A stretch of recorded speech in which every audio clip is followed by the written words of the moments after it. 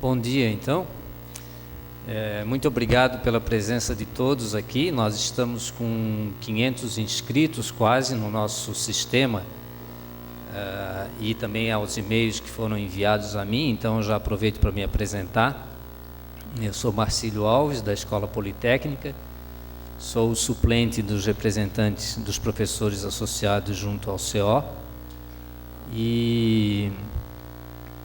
E aí eu vou contar um pouquinho da história dessa ideia, desse congresso, ou desse encontro, né, que nós inicialmente pensamos em ser o primeiro encontro dos professores associados, mas que depois a gente viu que primeiro não tinha muito sentido, porque talvez certamente já existiram outros encontros similares de professores na universidade. Então nós passamos a chamar de Encontro de Professores Associados 2016.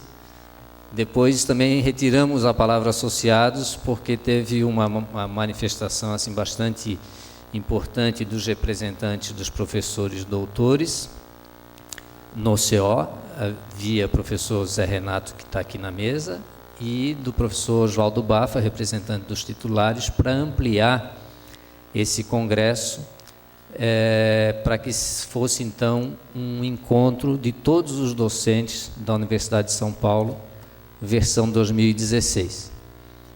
Isso, para nós, significa, sendo uma versão 2016, que a gente pensa que devam ocorrer outros congressos, versão 2017, 2018 e assim por diante. A gente acha bastante importante assim que a gente possa reunir pessoas de tão diferentes especialidades como as que estão aqui presentes hoje, e na verdade nos planos iniciais que nós tivemos, eu até pensei num congresso de 2 dias, com posters sobre o que a gente faz nas nossas atividades diárias, conversas, etc., fechando inclusive com uma apresentação da Orquestra Sinfônica, etc., mas tudo isso foi sendo atropelado pela realidade e o formato do congresso, então, acabou ficando definido como a gente está tendo hoje, que é um congresso que vai se estender até a 13h, com um coffee break, e devido ao momento que nós estamos vivendo, acabou sendo necessário introduzir não só como tema do congresso a carreira docente, mas também a avaliação docente. E para isso nós contamos então com a professora Maria Paula, que logo em seguida fará uso da palavra, e o professor Ciro Teixeira, que vai falar também sobre esse mesmo tema. Eu gostaria de destacar e já agradecer a presença do professor Varran, como sendo o reitor no momento da universidade. É muito importante a presença da reitoria aqui. Ao mesmo tempo que agradeço ao professor Varran, agradeço também ao apoio que a reitoria deu ao congresso em várias etapas para montar essa logística que a gente tem aqui. Então, obrigado, professor Varran. Aos palestrantes também, o professor Ciro e a professora Maria Paula, nosso profundo agradecimento por eles se disporem a estar aqui durante todo esse período e promover esse debate importante. Que esse debate também, eu tenho certeza que é um debate do nível USP, né? A gente quer que seja um debate de alto nível, que daqui a gente obtenha um documento que nós vamos ter como referência a professora Simone e eu, pelo menos para a nossa atuação junto ao CO. Ela deve falar um pouquinho mais sobre isso mais à frente. E eu gostaria também de registrar e-mails que me foram enviados solicitando, pedindo, de certo modo, desculpas por não poderem estar presentes hoje aqui, do professor Marcelo Andrade Romero, que é pró-reitor de Cultura e Extensão Universitária, o professor Fernando Seixas, que é prefeito do campus USP Luiz de Queiroz, a professora Wanda Günther, que é da Prefeitura do Quadrilátero Saúde e Direito, o meu diretor também da Escola Politécnica, José Roberto Piqueira, que não pode vir, E gostaria também de registrar, nós tivemos quase 500 inscritos no Sistema USP, e alguns dos inscritos não mandaram um e-mail para mim confirmando, então eu não posso falar pode ter alguma omissão aqui, mas pelo menos dos e-mails que eu recebi, eu gostaria de registrar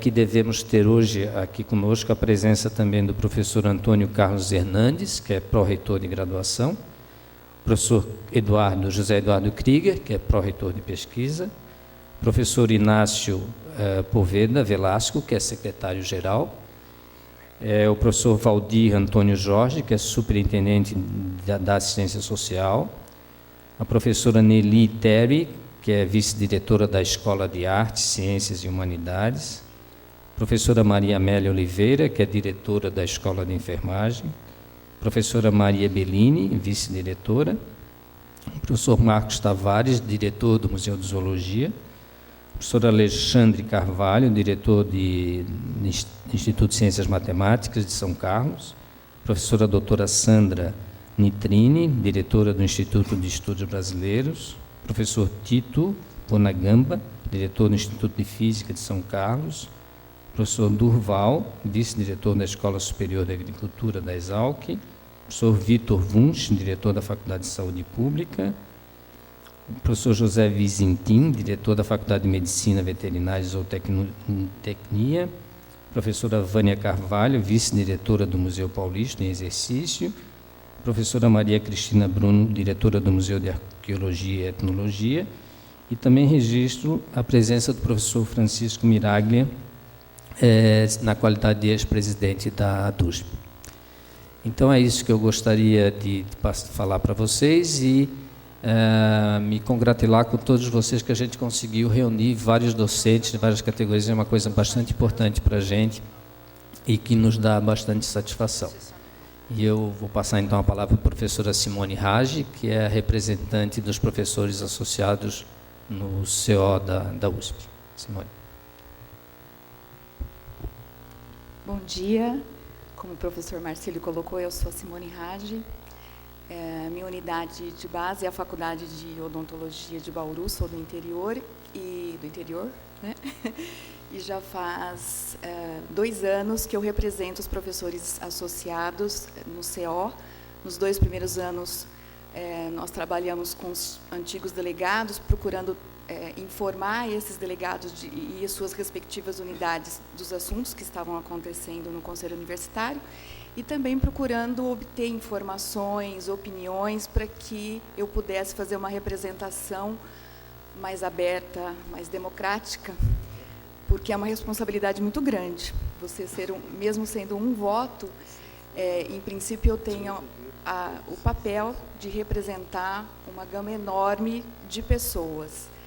E isso me obrigou a conhecer as diferentes unidades, como funciona a maneira como os docentes trabalham nos diferentes campos da Universidade de São Paulo.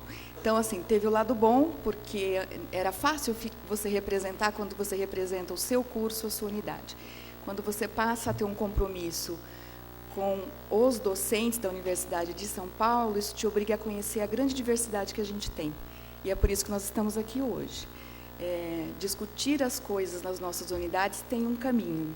Quando a gente está aqui, nós estamos de verdade na USP, né? Com todas as representações e todas as formas de trabalho. Então, a gente vai procurar fazer um trabalho aqui hoje de debate que possa, de fato, dar conta, ou pelo menos parcialmente conta, desse universo que a gente vive. O encontro de docentes era um compromisso nosso de campanha, né? Vamos dizer que se a gente é político, nós estamos cumprindo isso, né? Falam tanto que os políticos não cumprem, mas enfim, né?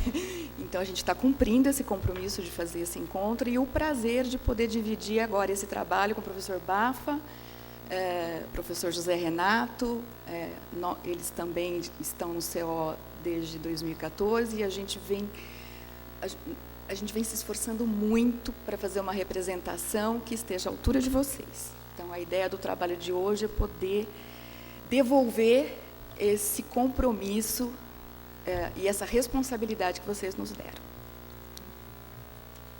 Documento? Isso.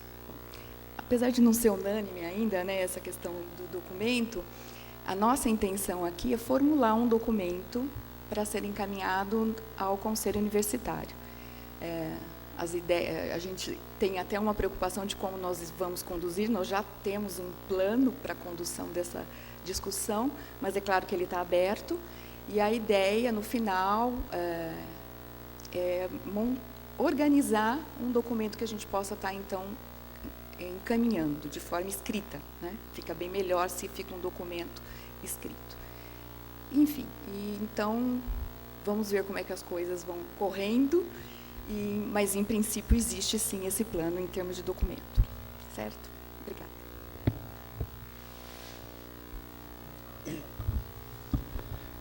Bom dia a todos. Eu sou Oswaldo Bafa, e juntamente com o Amâncio. Amâncio, por favor, levante aí. Nós dois somos os representantes dos titulares no Conselho Universitário.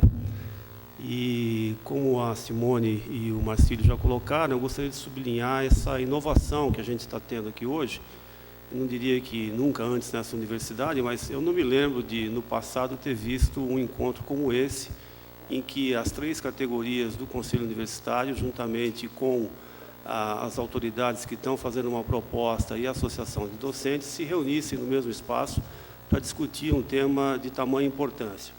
A gente sabe que a avaliação existe, a CERT já existe há bastante tempo, seguiu uma história, seguiu vários desdobramentos, e acho que de tempos em tempos a gente precisa fazer uma atualização, fazer uma reflexão sobre esse processo e melhorar aquilo que precisa ser melhorado. Então, eu entendo que esse é o objetivo da nossa reunião aqui hoje, e como já falaram os outros colegas, a gente está aqui para colher opiniões, a gente vai mais ouvir do que falar, para que, quando esse assunto voltar ao Conselho Universitário, a gente possa se posicionar representando efetivamente a nossa categoria. Então, eu queria agradecer a presença de todos, agradecer a presença do professor Varran, nosso vice-reitor em exercício, da professora Paula e do professor Terra e do professor Ciro, que são as pessoas que vão falar, então, sobre as diferentes visões que tem desse processo.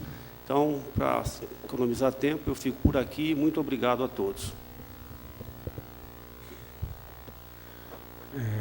Bom dia a todos. Para aqueles que não me conhecem, eu sou o professor José Renato, de Campos Araújo.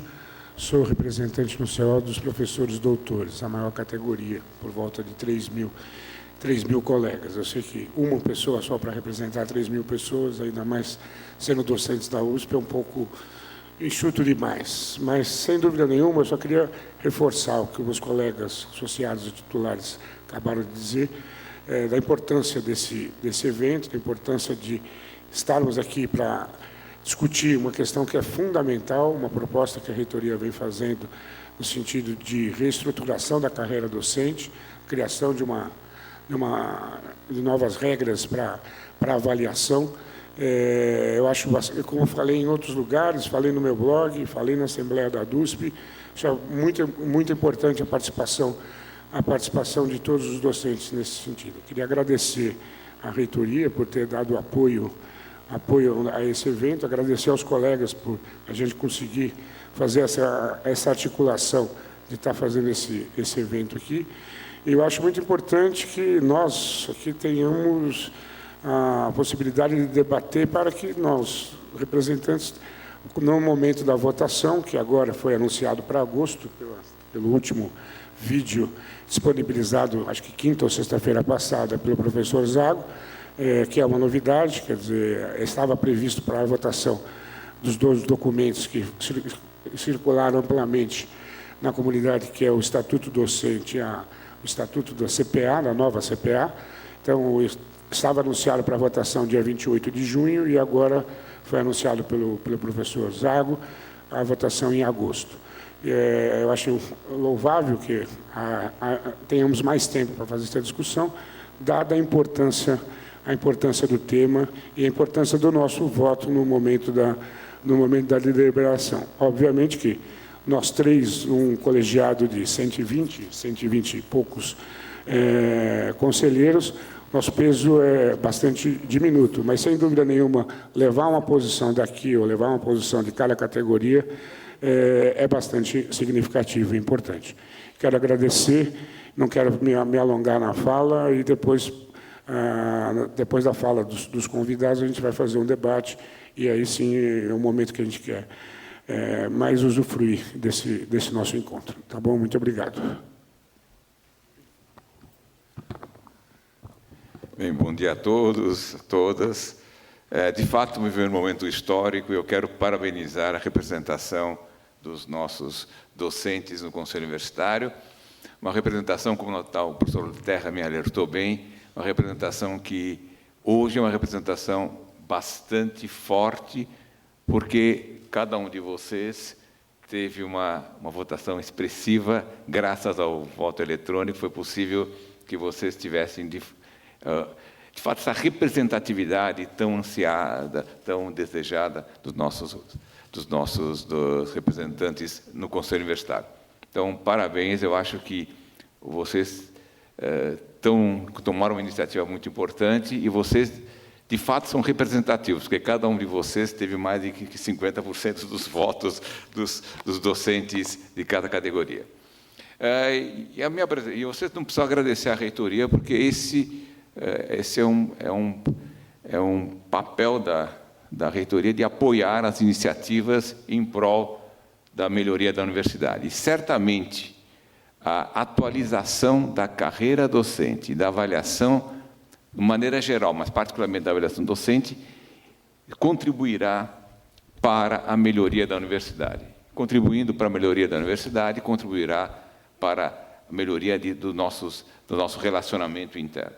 Então, é um tema importante, é um tema de campanha do Zago e meu, era um tema que nós colocamos, porque as críticas existem e são justas, porque nós estamos falando de uma metodologia implantada na década de 80, logo depois da revolta à democracia, portanto, ainda no calor das discussões, e agora nós podemos, com calma, com tranquilidade, analisar. E com calma mesmo, porque, a pedido de vocês, o Zago prorrogou deixou para o Conselho Universitário seguinte, que é de agosto. Mas eu quero chamar a atenção, como ele mesmo chamou na fala, que não podemos postergar muito. Porque se nós não conseguirmos discutir isto este ano, infelizmente, ficará para a próxima gestão.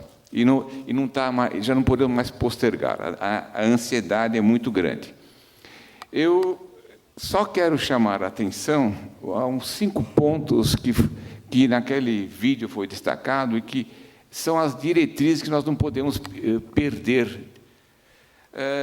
Primeiro, a integração da avaliação. A avaliação não é mais da pessoa física do professor isolado. Nós temos que pensar no professor dentro do departamento e dentro da unidade. Então, isso é uma coisa muito importante. E a junção de CPA com o antigo Acértio, a criação de 2 câmaras que conversem continuamente, vai fazer com que a avaliação não seja descolada. E aí, conforme a política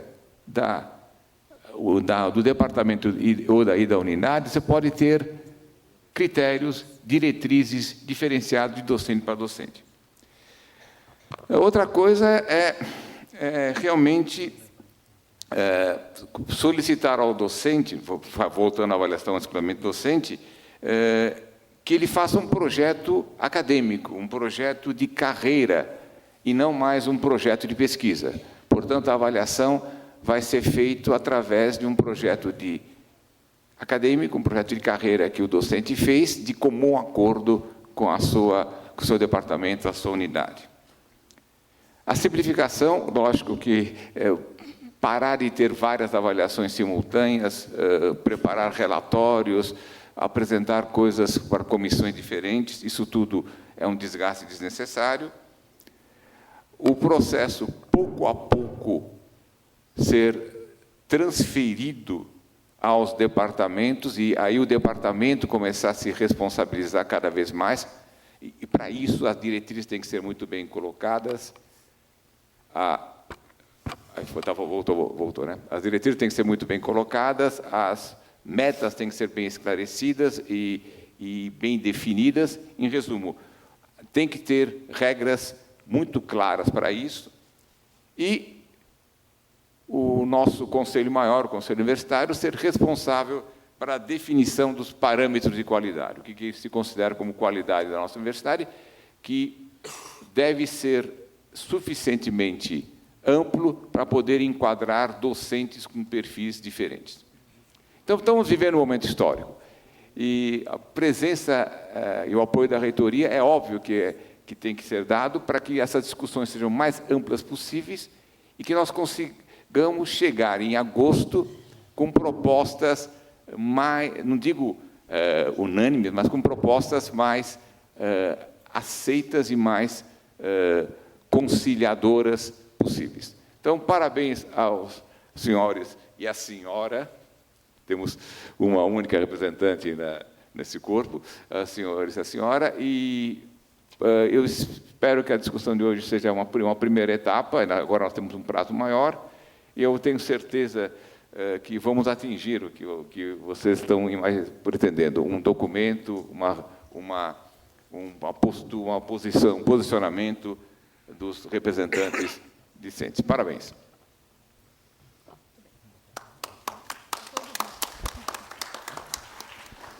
Bom, então, dando prosseguimento aí, nós vamos ter a apresentação, então, da professora Maria Paula Dallari Bucci, a quem nós agradecemos o tempo, a disposição, Maria Paula, pela... E aí nós desmanchamos a mesa no momento para ver a apresentação de um ângulo melhor, e passamos, então, a palavra a Maria Paula. Professor Marcílio, posso sugerir que o professor Terra fique na mesa também, que são seguidas. Claro.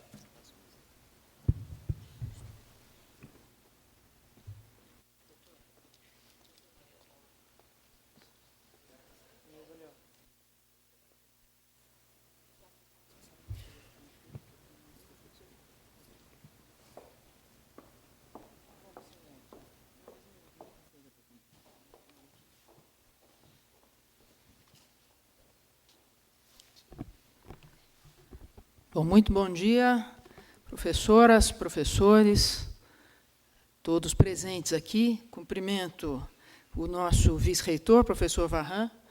Cumprimento também, e cumprimento não apenas protocolarmente, mas saúdo a ótima iniciativa tomada pela representação docente no Conselho Universitário, professora Simone, professor Marcílio, professor Zé Renato, professor Bafa. Eu também quero saudar e felicitar pela iniciativa de fazer essa conversa, esse debate amplo. Quero cumprimentar também meu companheiro de apresentação, professor Terra, professor Vitor Wunsch, membro da comissão aqui presente, professor... tinha mais um membro da comissão aqui presente, quem que era mesmo? Demais senhores pró-reitores, demais professores presentes, sintam-se todos cumprimentados. Eu quero começar dizendo que nós já recebemos, a comissão já recebeu uma série de contribuições de várias unidades do interior de São Paulo, que mostram que esse debate está acontecendo na universidade.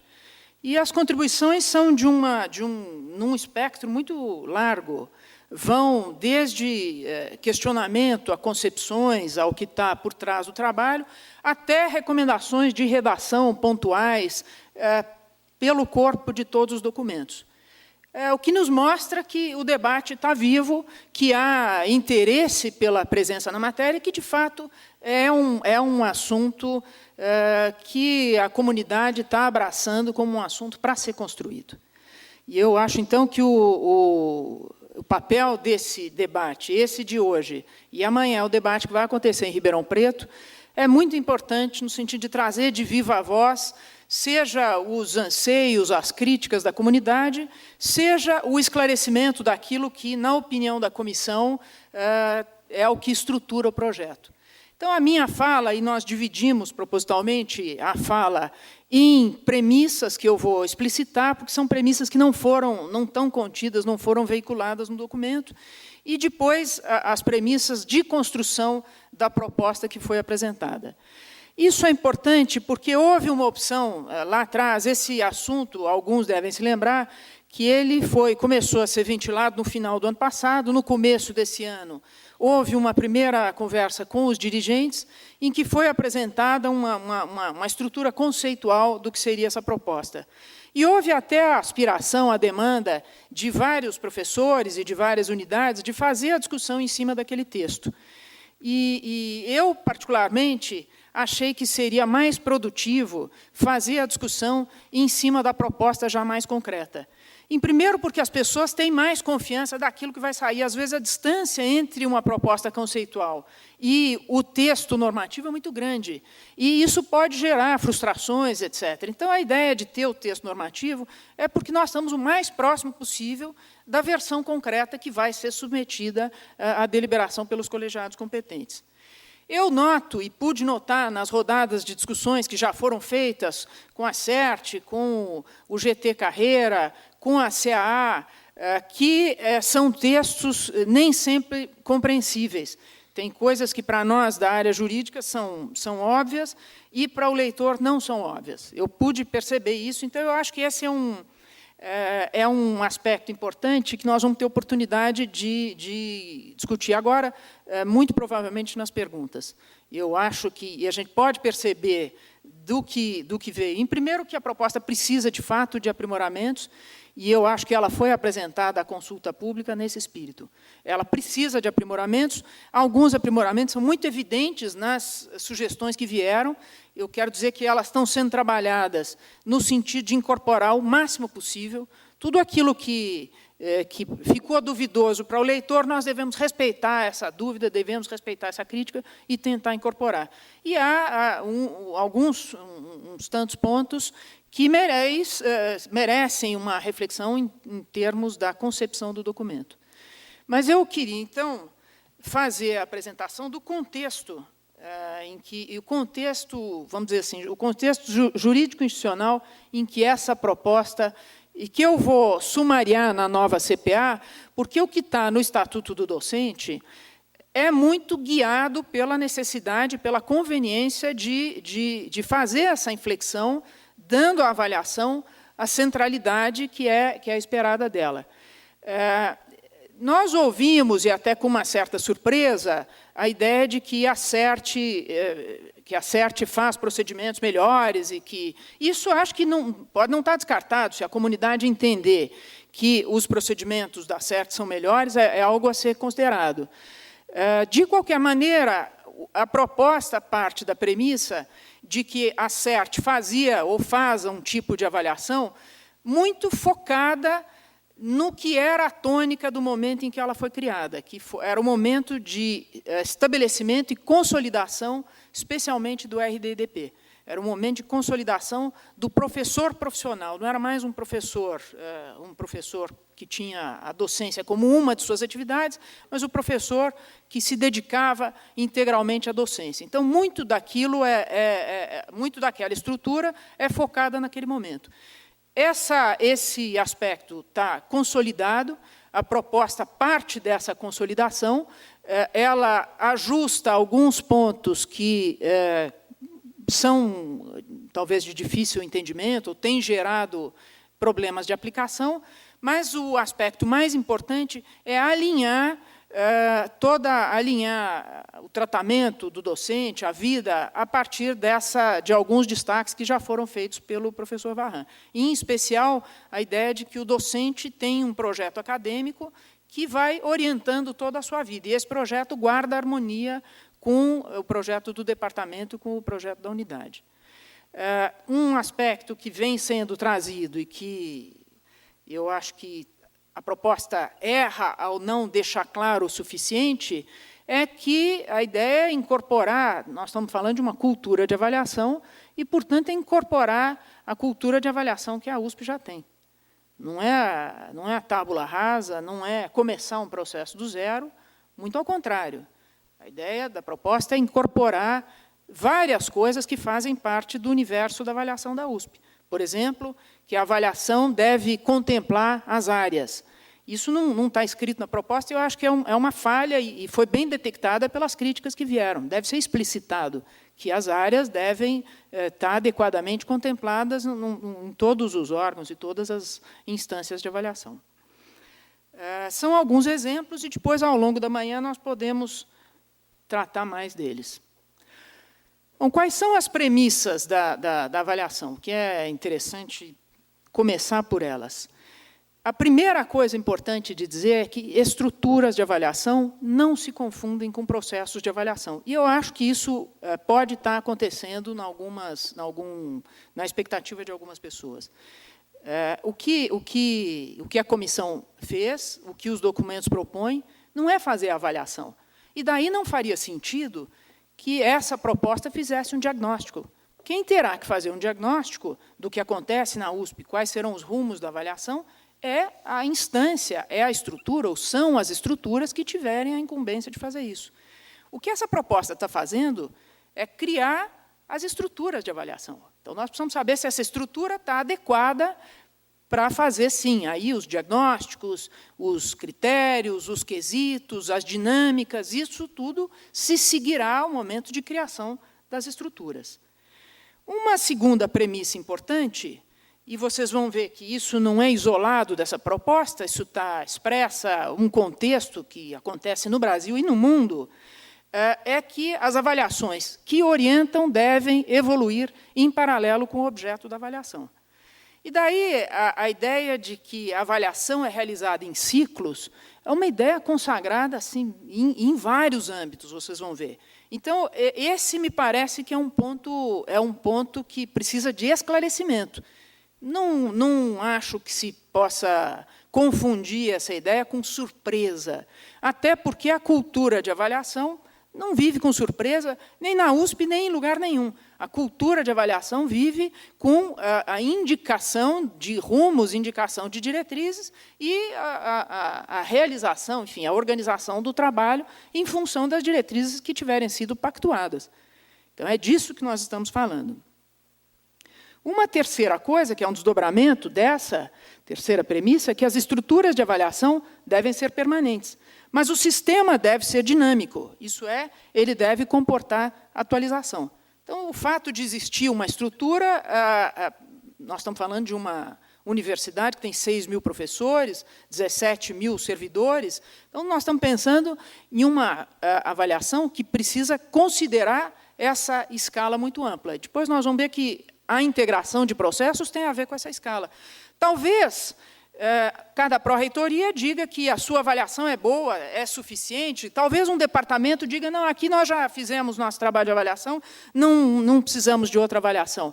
Mas se nós pensarmos na USP em escala e na USP no tempo, se a gente quiser mirar na USP daqui a 20 anos, essa direção de avaliação é muito importante. E vocês vão ver que é importante, assim como outras estruturas similares também são.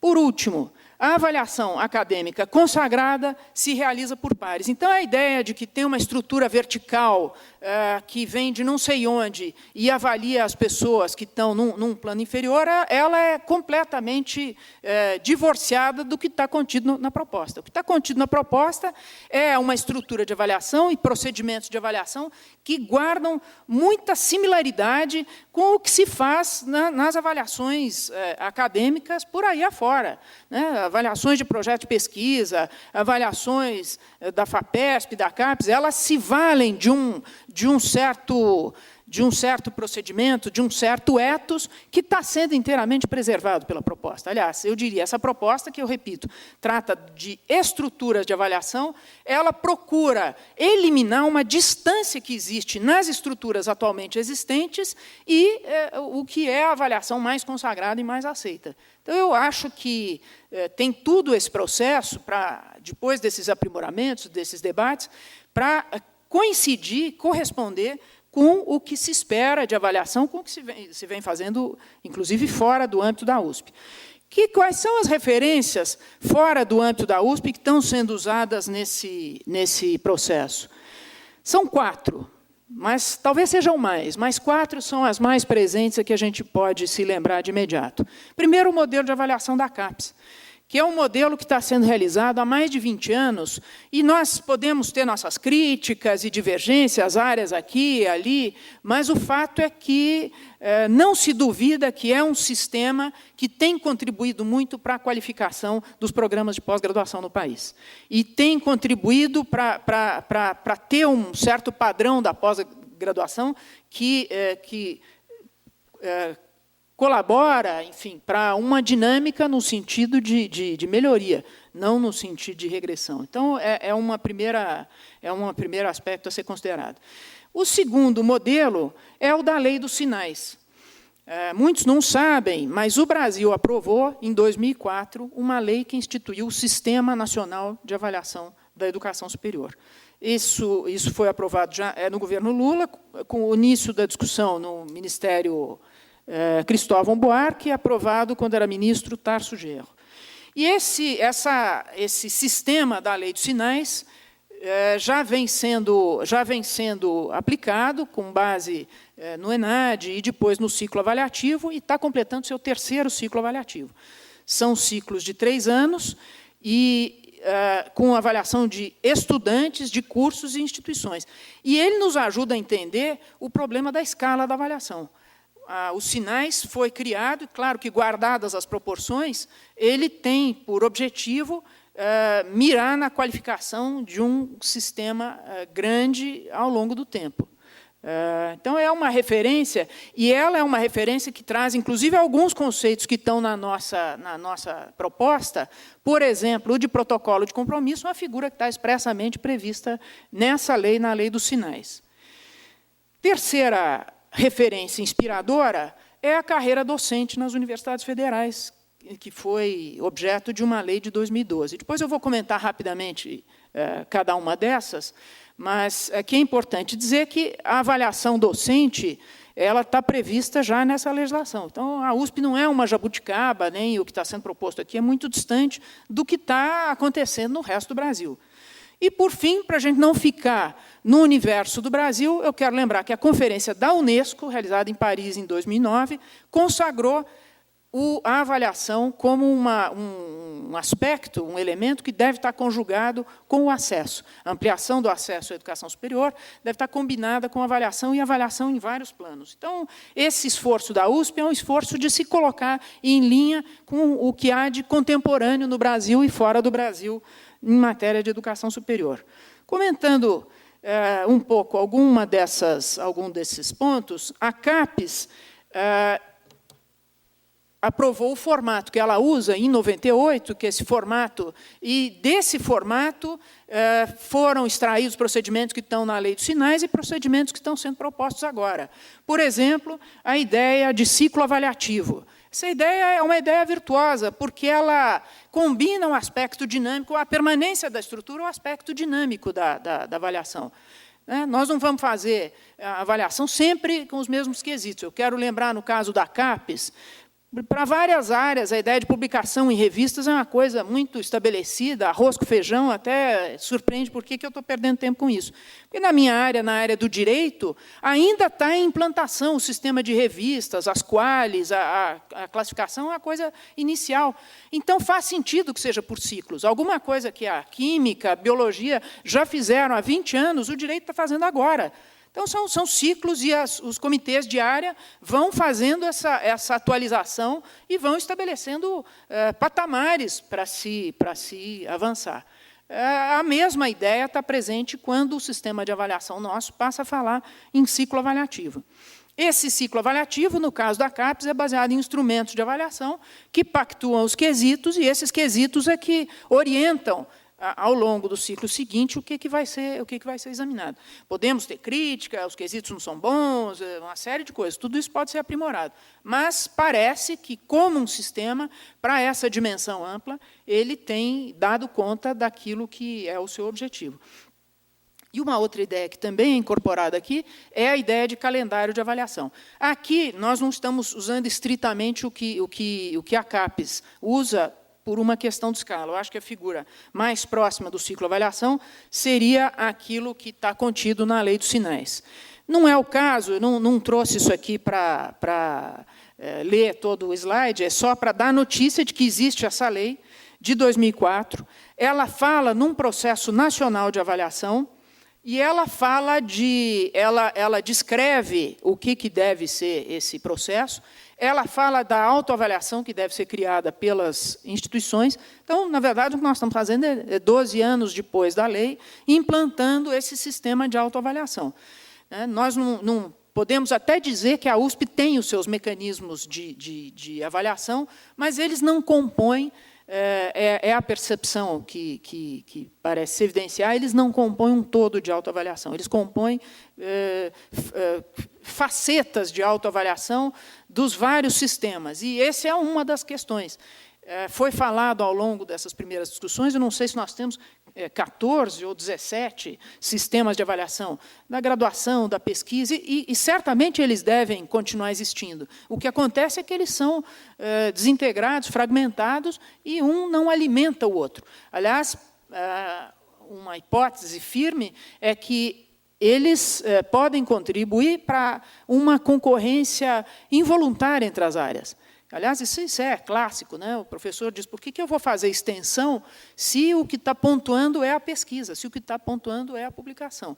Então, isso, antes que a gente diga é bom ou mal, o fato é que nós temos que colocar, ou ter uma estrutura que comporte, colocar esses dois argumentos lado a lado, para que se defina, para que se pactue como é que vai ser a evolução dessas duas dimensões combinadas.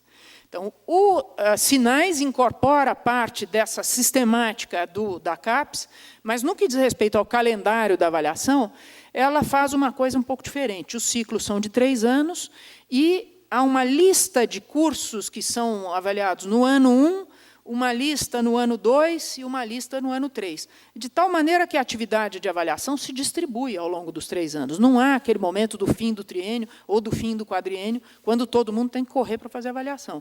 E isso contribui para que essa avaliação seja mais permanente, que ela passe a fazer parte do cotidiano da instituição.